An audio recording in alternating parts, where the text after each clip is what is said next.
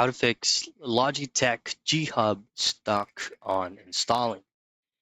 Now, if you're trying to install Logitech G Hub and then it's just keep on looping on the installation field and it's not completing. So all I have to do is just to delete a specific LG Hub folder directly from program files. So to do so, just go into your file manager and go to local disk C. Now the specific folder that we're looking up right here is actually hidden.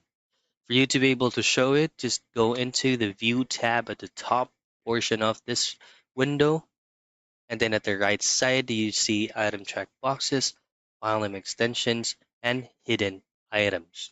Now make sure to tick this box, and then just simply choose on Program Data.